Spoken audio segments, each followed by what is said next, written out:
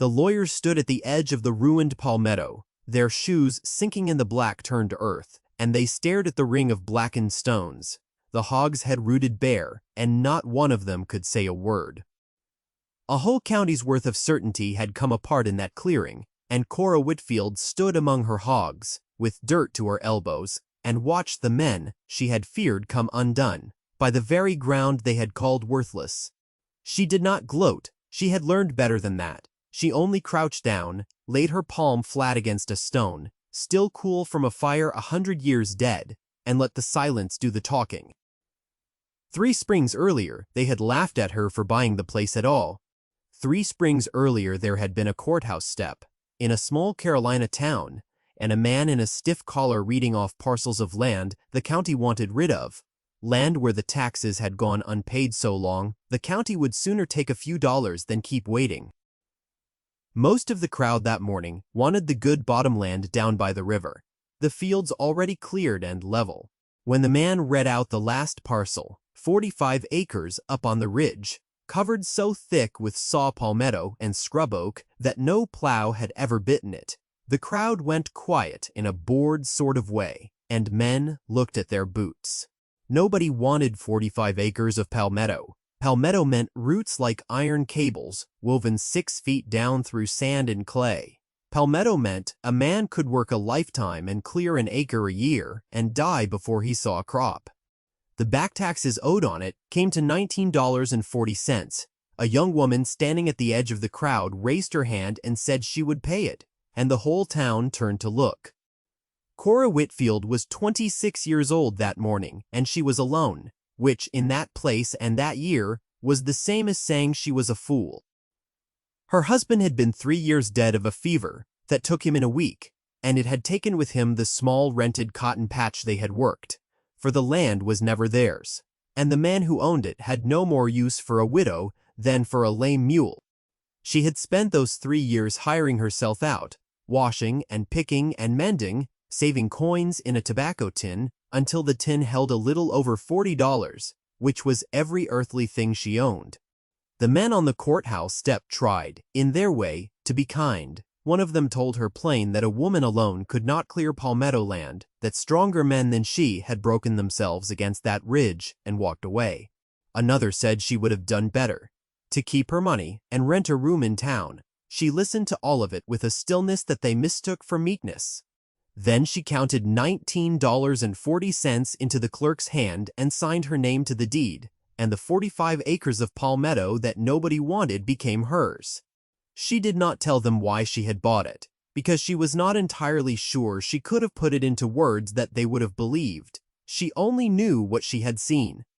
On a spring afternoon a month before the sale, walking the county road that skirted the ridge, she had watched a wild razorback sow come out of that palmetto with her whole litter behind her, and every one of those wild hogs had been fat in early spring, when everything else in that country was lean and gaunt and picking through last year's leavings. She had stood at the fence line a long while, and she had thought, plainly and slowly, the way she thought about everything, that a thing does not grow fat on nothing. Whatever was in that palmetto, whatever those wild hogs were rooting up beneath those iron roots, was food, and food was worth more than cleared fields to a woman with no field and no man and no name that anyone respected. So, she bought the food nobody could see, and she let them laugh. And she went to find herself some hogs. She had $11 left when the deed was signed, and she spent 9 of it on hogs, and this was the part that made the town laugh hardest of all. She did not buy fine breeding stock, for she could not have afforded a single-blooded animal. She bought 7 half-wild scrub hogs, lean and long-legged and mean, the kind of hog that could live on acorns and swamp roots and its own bad temper, the kind a proper farmer would have been ashamed to own. A man named Dawes, who dealt in cattle and considered himself a shrewd judge of everything, watched her drive those 7 scrub hogs up the ridge road and told the men on the store porch that the widow Whitfield had bought worthless land to raise worthless hogs and that the whole business would be over by winter. It was the kind of thing a town repeats until it becomes true in their mouths. But there was one man who did not laugh, and his name was Silas Okafor, an old man born across the ocean in a country he spoke of rarely, who had come to that ridge 40 years before Cora was born and had a hardscrabble farm on the far side of it. He came to her fence the second day, leaned on it, watched her hogs test the palmetto, and said, in his slow, deep, deliberate way, "That land is never poor, only misunderstood, and that the man who calls a thing worthless is only confessing what he himself cannot see." Then he told her to let the hogs run. So she let them run, and she watched, and watching was the work she was best at. 1. She built a rough pen of split rails near a seep of clean water, and each morning she opened it before the light was full and let the 7 hogs loose into the palmetto, and each evening she walked out and counted them back, 7, always 7, and shut the rails behind them. And in the days between, she followed them. She learned where they went and what they did, and it was Silas Okafor who taught her the name of what they were finding, for he came often to the fence and once walked the palmetto with her and pointed to the ground with his cane. The saw palmetto, he told her, was not the enemy that everyone believed. Beneath those iron roots, the ground was rich and undisturbed, never plowed, never burned bare, 100 years of leaf and root laid down deep, and the hogs, with their hard snouts, could reach what no plow could reach.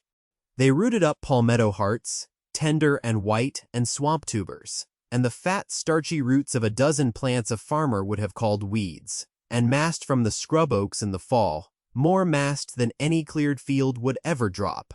The very thickness that made the land worthless to a plow made it a larder for a hog. Cora Whitfield stood in the palmetto with the old man and understood, fully now, what she had gambled her $40 on. The land was not empty. It had only been closed, like a locked pantry, to everyone who had come with the wrong key. She banked her success low and quiet that first year, the way a person banks a coal under ash so it will not go out and will not be seen.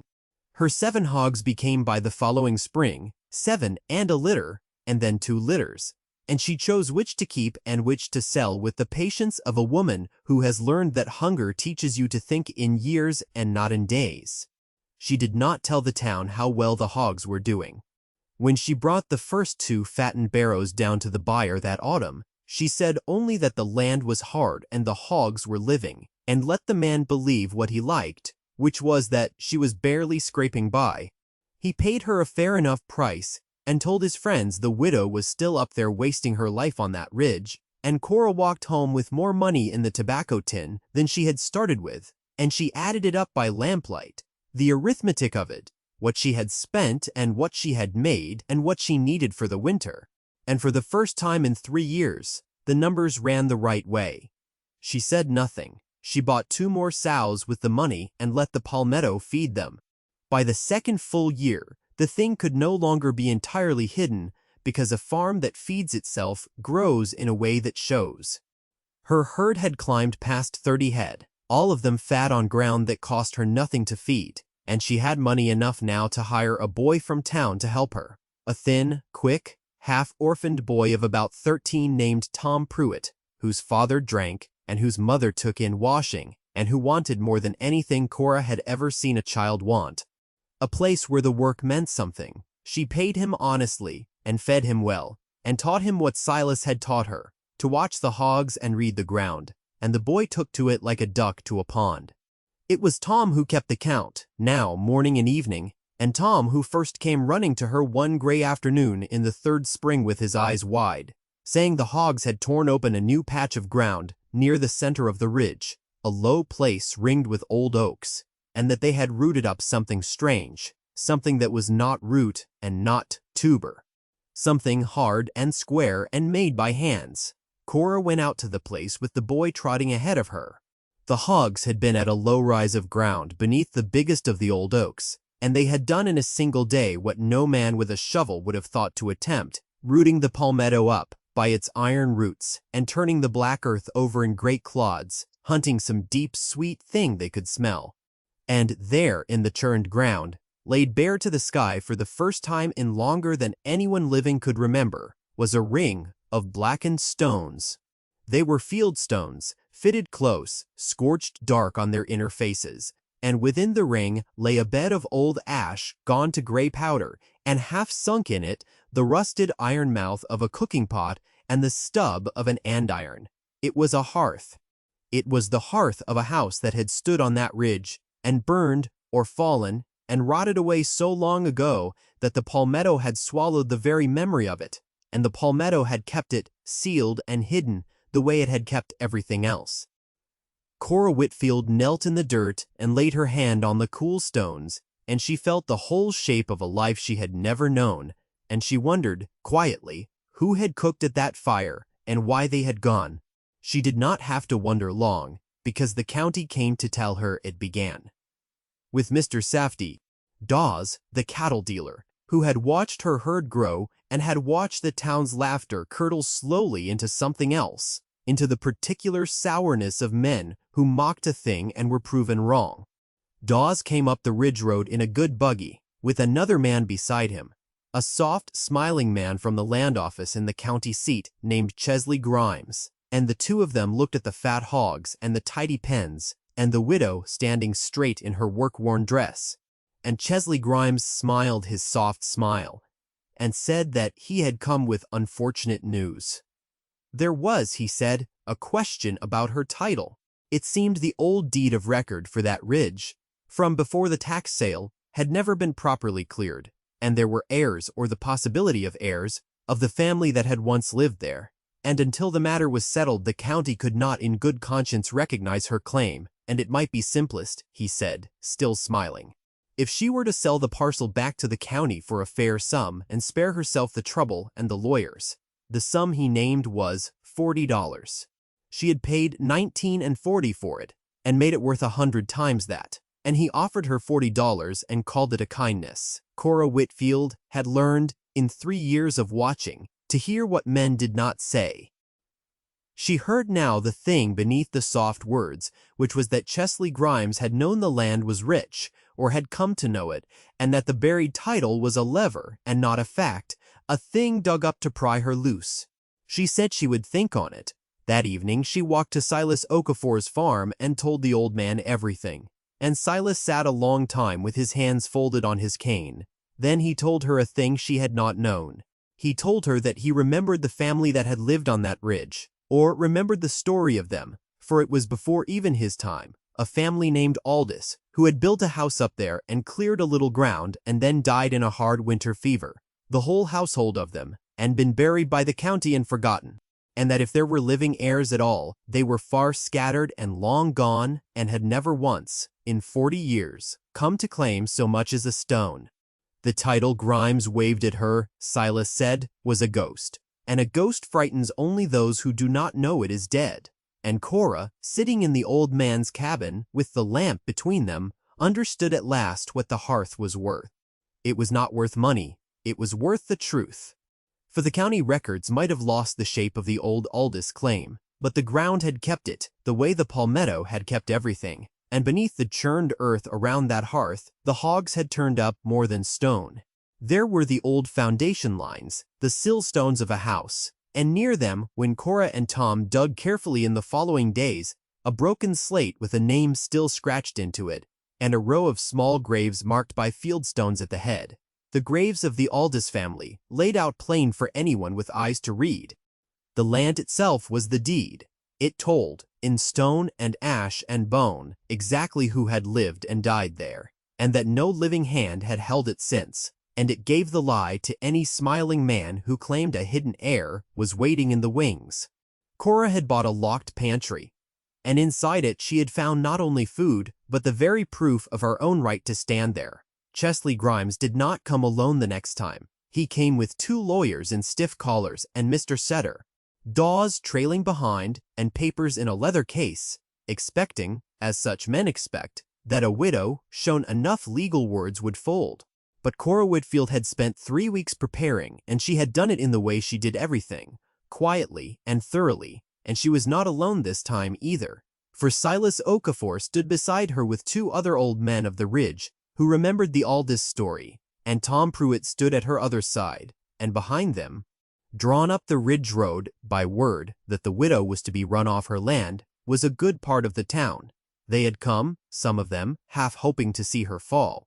But when they saw the hearth and the graves, and heard the old men name the family and the year, and when Cora, in a voice that did not shake, laid it out plain that the land had held no living claim for 2 generations, that she had bought it lawful and paid the county's own price for it, and worked it 3 years in the open sight of them all, and asked how it was that Mr.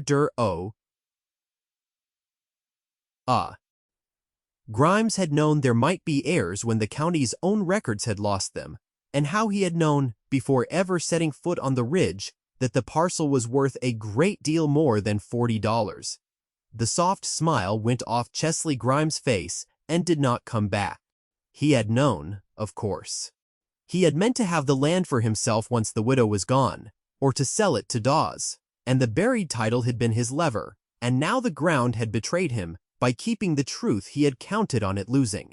He gathered his papers so quickly that a few of them slipped and scattered across the turned earth like startled birds, and Tom Pruitt picked them up and handed them back, with a face too polite to be anything but a rebuke, and Chesley Grimes got into his buggy and left the ridge, and the county heard no more of hidden heirs. Now, here is the part that mattered most, and it is the part the town remembered longest, longer than the laughing and longer than the lawyers. That same summer, the rains failed.